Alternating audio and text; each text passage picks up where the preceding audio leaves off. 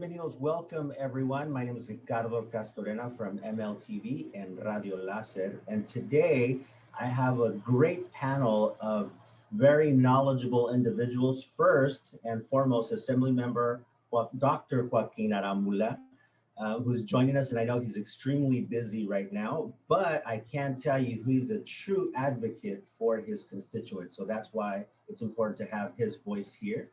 And then also Ashely Ruiz from United Way Fresno Madera.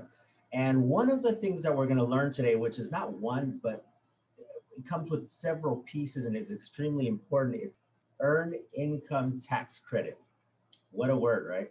So I'm going to repeat that one more time. Earned income tax credit. We're going to learn about that, the value, and how it will help California families. So first of all, Assembly Member, I wanted to find out from you, what is the importance of California's earned in tax credit and also the federal version of that? Thank you for having me on, El Profe. Today is National EITC Day. I find EITC a little easier to say, but if I can describe it, those who are working poor, if you're a single individual and earning less than 17,000, or a family of four earning less than $30,000. What happens is if you have a child who's under the age of 6, you get $1,000. That's new. That's the targeted child tax credit. This last year, we actually had the privilege of being able to extend this as well to those who are ITIN filers. This program, in my opinion, is one of the best anti-poverty programs we have. It helps our working poor to be able to keep more of their hard-earned dollars. And by having a state EITC, it helps us to leverage and bring down more federal dollars as well. These are great ways for us to be able to help those in our community to make ends meet, to keep a roof over their head and food on their tables. I'm humbled to be able to work on this today. And really, if you'll just allow me, want to take a moment and say thank you to all those who are working right now to register people, who are doing outreach, who are doing it in a culturally and linguistically competent way. It's not easy right now during the pandemic to be doing this virtually, and really want to appreciate all the hard work to make sure we are identifying and getting this benefits to as many people as we can. Absolutely, and I'm glad you said that, Dr. Arambula, because it's very critical that all of our partners in the community that are running nonprofit organizations are reaching out to farm workers, especially those that receive very few services, and disseminate this video, share it, like it, and comment, which these questions can be answered after the fact. I wanted to know from you, I noticed that there is a new eligibility, and that's for ITIN filers. Tell me a little bit about that. So ITIN is the Individual Taxpayer Identification Number. It's a fancy way of saying if you don't have a social security number and you got to put a number on, this is the number you put on.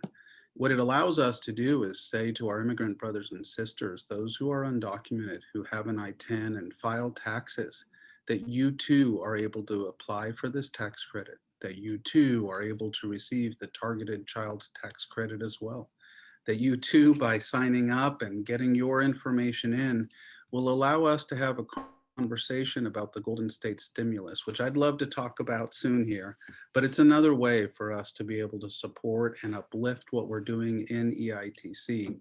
But fundamentally, our immigrant brothers and sisters need to know this program applies for them. We fought hard to make sure that they were included in this. There's no reason why those who are working, who are undocumented, shouldn't be able to qualify and apply for this program. They too are working poor and need to be supported during these tough times. Yeah, absolutely. And one of the things I wanted to add to what you said, during the pandemic, I think this is even more critical because children are at home, and you consume everything from more electricity to more food to time and energy, which leads to stress. And obviously, it's really important to help these families. I wanted to quickly ask you, how many individuals do you feel might be able to qualify for this process? Thousands across Fresno County, and would be happy to make sure that you use my office. Look, I represent half the county. I represent the poor part of the county, and quite proudly. And Want to make sure those who are in Western Fresno County, the southern part of Fresno, know that they can reach out to my office and that we will help to direct them towards the United Way, which has done a tremendous job in making sure that we're doing all the registering and outreach. And so just want to make sure that people are aware of this program and are utilizing it. Thank you. Do you have a message for those folks that are really nervous about this ITIN question? And I will tell you why, because that means, oh, they'll know I'm undocumented. Do you have a message for them before we move on to the next part of the question? Yeah, I will say I'm quite proud again to be here in the state of California. You will see that above me. And the reason why is here in the state of California, we value our immigrant brothers and sisters. Every program that we have in the state of California does not apply to public charge. We protect our immigrant brothers and sisters. And so by applying for EITC, this will not qualify or hurt public charge in any way at all. And so just want to make sure that our immigrant brothers and sisters are utilizing this program. It's their tax dollars. It's their hard work that should be going back into their pockets to make sure that they can be supported during these tough times. I would encourage them to come out and to feel safe, to be able to apply so that we can make sure that their dollars are being returned back to them. But if I can, we spoke briefly about the Golden State stimulus. The governor has a proposal for $2.4 billion that will go back to those in earned income tax credit, a stimulus of $600 that will go directly back to those who are working right now.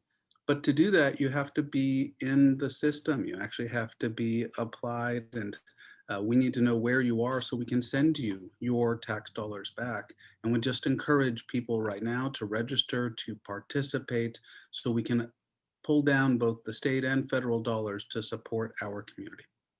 Yeah, and I wanted to remind everyone that's currently watching this, the fact that these folks do not receive assistance will literally trickle down if we don't address it. So it's wonderful that the state of California is addressing this question before it's getting worse. The pandemic obviously has created a situation which we've never lived through in our lifetime. So I wanted to thank you for being an advocate for not only your constituents that have the ability to vote, but most importantly for those that don't actually have a voice. And as you know, you and I have worked on many events before where we serve farm worker families, and I don't think anyone can smile as much through a challenging situation in life than those families. They seem to still enjoy life. I truly appreciate that from them. Do you have something else you would like to add regarding is there a slightly, actually, I have a question. Is there a slightly difference between California EITC and federal EITC? So the federal and yeah, I may have United Way jump in and speak more specifically about it, but since I work on the state side of it, ours was really to partner and to leverage the federal funds which are available. By us being able to encourage people to participate, it allows us to pull down more of those federal funds and to benefit our communities. But the state earned income tax credit really is targeted. We really were trying to focus on those who have young children. We are focusing on those who we can help to support and uplift the most. And I think what we're doing on the state EITC has been tremendous over the last several years. We have much more ground to go and we are making advances, but the Golden State stimulus this year and all the work we did last year will have tremendous and lasting impacts for our community to help uplift us out of this pandemic. Thank you very much for answering all of these questions. I appreciate your hard work and your kindness, most of all, especially for all of your constituents. Ashely, how are you? Good morning. Hi, good morning. I'm excited to be on. Thank you so much for joining us, Assemblyman. I feel very privileged to have you both on the screen right now. I think it's valuable to see individuals like yourself who help run an organization that really has hit its hands in many different services in the Central Valley. And I wanted to ask you, about the EITC. That is much easier to say, by the way. Thank you, Dr. Arambula. EITC, I wanted to ask you about that process. How does the United Way Fresno Madera play a part in this? Yeah, definitely. So United Way has been a partner and advocate for the California Earned Income Tax Credit, or EITC, since the beginning, back in 2015 when the credit was issued. So we have been working with our local partners, so other United Ways, like United Ways of California, as well as our individual staff that works closely with our legislators to keep promoting this credit and reminding everybody that it's an important credit, especially here in our Central Valley, where we have such a high population of low to moderate income individuals. So we are actively collecting stories, collecting testimonials to be able to share the story that the CalEITC makes a difference here in the Valley, and that we need to continue to fight for it to be available and to continue to grow in eligibility. Wonderful. And I wanted to actually let both you and Dr. Arambula know that Binational Center California, MLTV, and Radio Láser will definitely help you disseminate this information to farm workers. We see typically between 250 to 500 farm workers a day.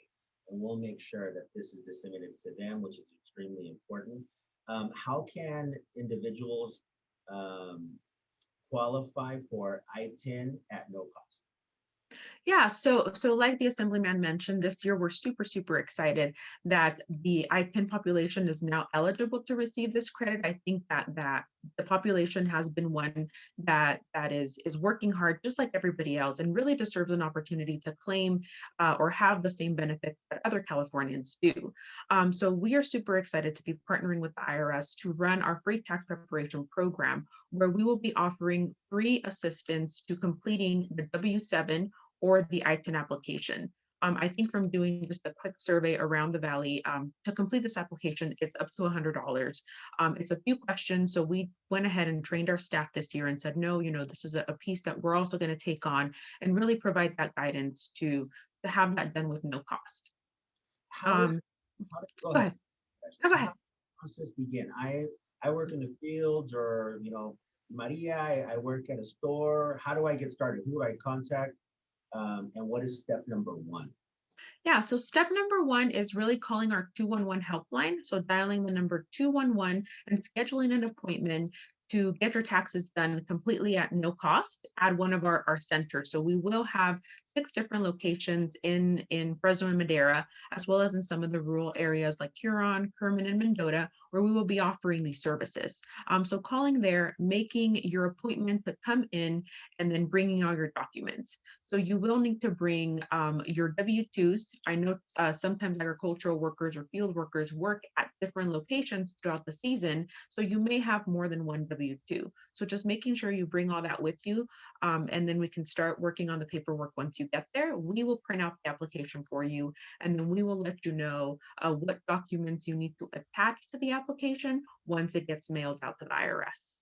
So I have one question just kind of popped in my head, because a lot of times when we advocate for families, they assume we're only talking about Spanish-speaking families. Is this for any language, regardless of whether Punjabi, for example, Hmong, or is it just Spanish and English? No, this is for any language. So United Way is really working hard to bring in our volunteers and staff that just speak these other languages to be able to provide the same services to all of our Central Valley residents.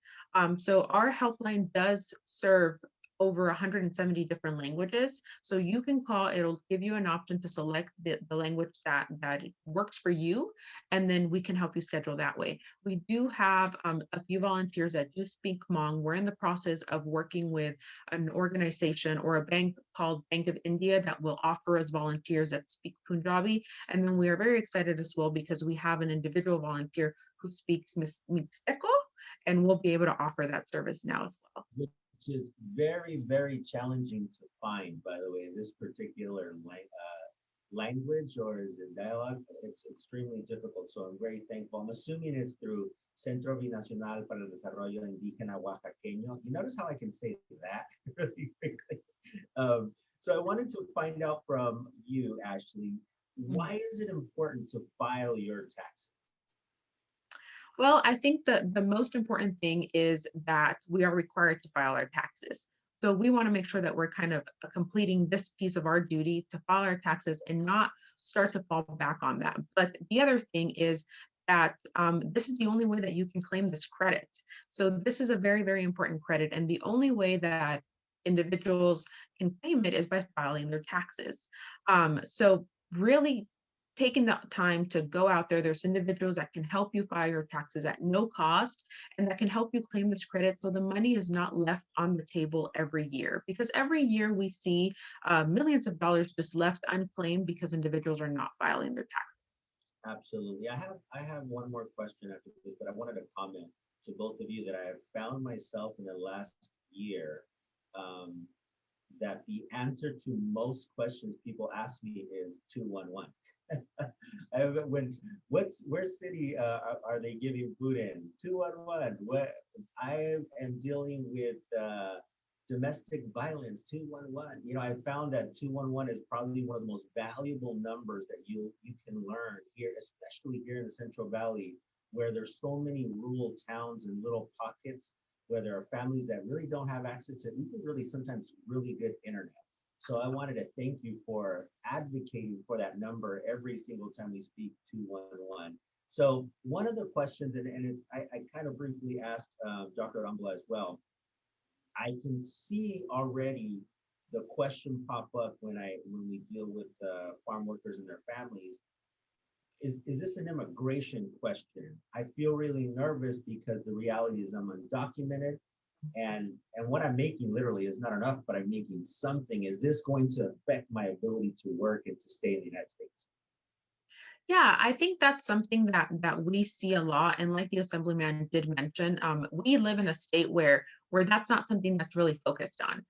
What we want to encourage people to continue to claim this credit, and like I've always liked to say when individuals do come up to me during the program is realistically, like the IRS is not interested in your immigration status. They're interested in did you work and are you going to pay your taxes? Great. And we're going to give you the credits that you deserve and we're going to kind of continue to help you out that way. And they're not really interested in sharing your immigration status.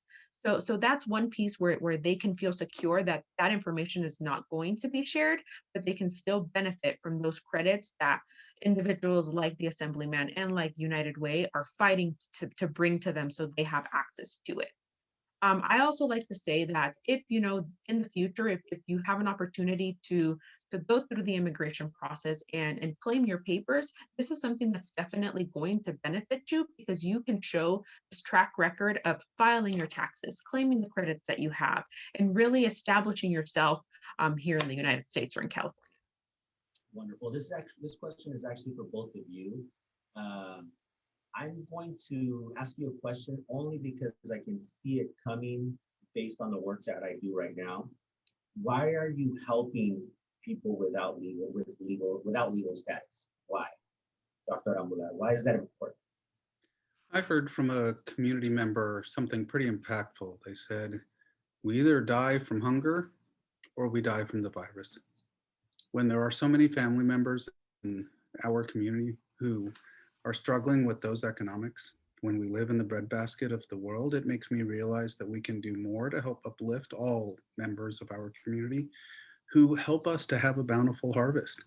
We wouldn't have this economy if it weren't for our immigrant brothers and sisters, and it's important for us to uplift them, to support them, to value them, and to make sure they have dignity with work as well. Yes, absolutely. It's almost difficult to explain to someone that there might not be lettuce or tomatoes or onions, or for that matter, even the most simple fruit that you can find. It might not be at your table if it wasn't for a lot of these workers. Ashely, what do you have to add to that? Yeah, I would just want to echo what the assemblyman did say. I think that's really the importance there that we need to support each other because we really wouldn't get or be where we're at without our immigrant brothers and sisters. I also think that as United Way, our mission is to uplift all families, not just documented families, but all families in our community. So that is something that we're very proud of, and we're taking the steps needed to ensure that we're bringing resources to all families equally. Absolutely. Well, for those of you that have had a chance to see any of my interviews in the past, we always end our shows the exact same way, and that is with a positive message from our guest, and only to bring everyone together. I think it's okay to not be on the same page as far as our constituents are concerned, but we can always be on the same page of kindness. I think that's important. And Dr. Arambula, I would like to begin with you. Do you have a message for your constituents, and especially those that are a little bit nervous about this brand new process? I would remind them that over $1 billion has gone into this state program to help people over the last year. It is your tax dollars. It is time for us to make sure that we can put this back in our pocket. I would hope that we can all lean on each other and look towards the United Way as partners who are able to help bring us back these resources. These are tough times, and there are programs that are out there to help support our community, and would encourage people to look towards EITC. Thank you. And I want to thank you, by the way, you have like one of the best backgrounds I have ever seen. I'm a little jealous right now, I'm not gonna lie.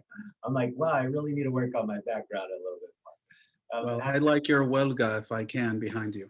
Yes, absolutely, absolutely.